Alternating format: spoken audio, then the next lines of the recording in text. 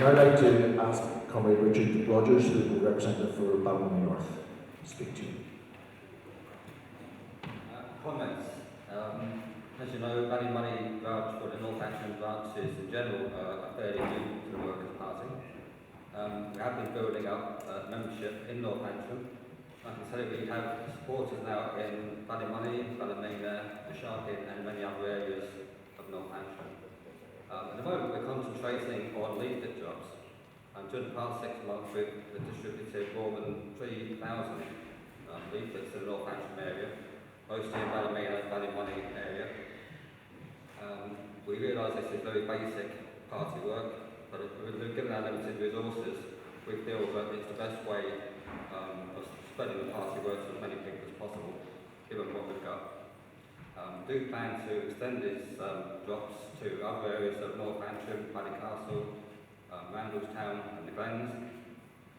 That's our aim at the moment. We're also intending to bring the branches together and formalise the whole situation in Northern Ireland, in North Action. We're concentrating our efforts at the moment on 3 main areas. The cuts, which are affecting everybody. It's not widely known, but there is an awful lot of rural poverty, particularly in our area. Many farmers are really struggling with the cuts. Secondly, to concentrate on the provision and maintenance of quality services, health, education, transport, etc. And thirdly, the biggest one of all, which I think is to look at the whole sectarian political situation in North Action. I don't know if you're aware, but sectarian politics is alive and well in North Action, where it's a big job to tackle, but we're working on it. I don't have to tell any of you that nobody joins the Socialist Party because they think it's going to be easy. Thanks, Congress.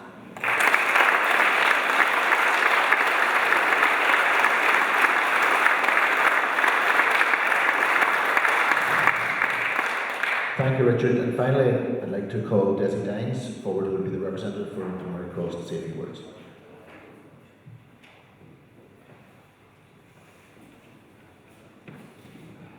Hello, my name is Desi Dines and I'm representing the Murray Cross. I live in Areeman, it's a mixed area, and I'm head of PACT, which is Police and Community Together. I'm the chairman, and it's great a cop sitting down and me telling what he can speak and not speak.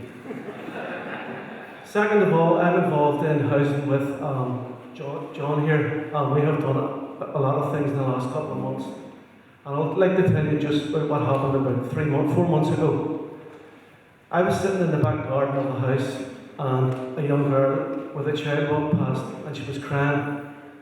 And I stopped her and I says, "What's wrong?" And she says to me, "Desi, my child can't get into a school of its choice." And I says, "Why not?" And she says, "It doesn't fit the criteria." And she says, "Can you do anything for me?" I says, "Well, I can speak to John Larry and he'll sort out something." So I rang John, and John wasn't to be got. So the next morning, I let on I was him. And I rang the school up and I said, "Can I speak to the principal?" And she says, "Go ahead." And Miss Kearns, and she says to me, "What's the problem?" I says, "Well, there's a child, Luca May, from Dunmurray. He meets all the criteria to get into the school. Why is he not getting in?" She says, "Well, he doesn't meet the criteria." I says, "Well, can you explain that to me and his parents?" And she says, "No problem. I'll meet you at 11:15. 10 minutes later, she rang me back and she says, "Can I speak to Mr. Larry?" I said, "Speaking." And she says to me, "Regardless of the conversation 15 minutes ago, Luca May has been given a place in the school." And I said, "God, this is great. This is fantastic. I'm going to start taking this role on." So the next thing was, me and John got involved in a few housing problems around Twinbrook and in Short Strand. And as a result, the 3 cases that I have taken on have been 3 successes. And that's why I'm representing the Workers' Party. Regardless of your religion, I'm for the working class people.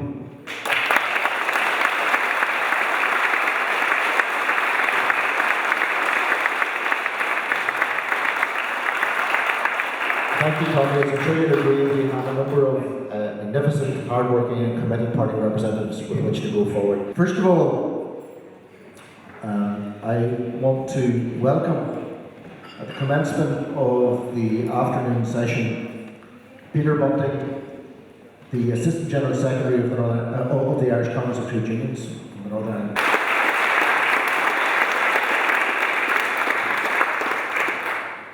Chairman, comrades, friends, I want to thank you first of all for the kind invitation to address this conference. By firstly placing on the record my gratitude to the activists and supporters of the Workers' Party for your consistent support for politics, which has at its core the interest in the advancement of working people, all working people. During the lean years, when those who leslie knew better constantly lectured us that class politics were anachronism, you steadfastly refused to swallow the line that history had ended in 1989. This is a long haul. We're in an argument about the economy and its future, but it's about the values which shape our society. We are fighting an ideology which did not ever deserve to succeed and has in recent years failed even on its own terms. The historian Tony Judt, who died last year, opened his last book with these words: "Something is profoundly wrong with the way we live today. For 30 years, we have made a virtue out of the pursuit of material self-interest. Indeed, this very pursuit now constitutes whatever remains of our sense of collective purpose. We know what things cost, but we have no idea what they are worth."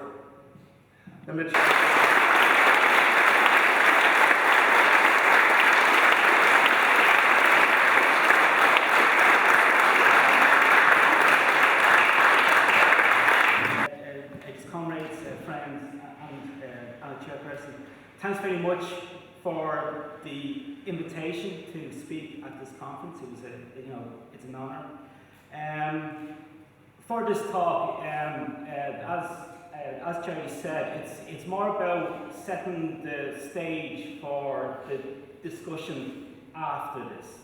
So really, what I'm hoping to do is maybe just give some talking points about the Southern Irish economy and maybe what the Northern Irish economy could learn from the Southern Irish economy. And I mean that in a very kind of negative way, because I see the Southern Irish economy as the future, and we should be very, very scared. Very, very worried about what has happened in the South in terms of economic regression in the last 30 years. In this talk, again, about 20 minutes, it's going to be fairly historical.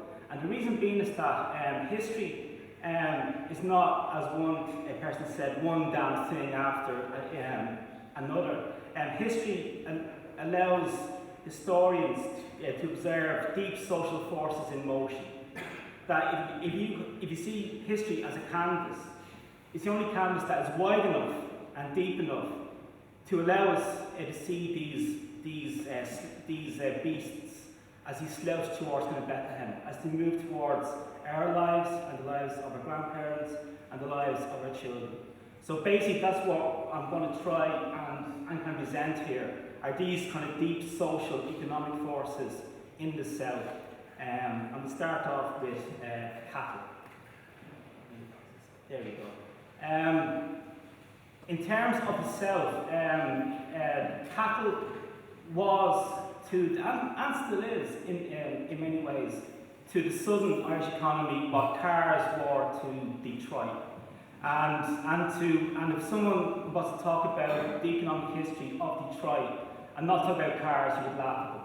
You would go, that's just like mad. Unfortunately, cattle aren't as sexy as cars. But that's what we have to talk about. This is what we have to kind of deal with.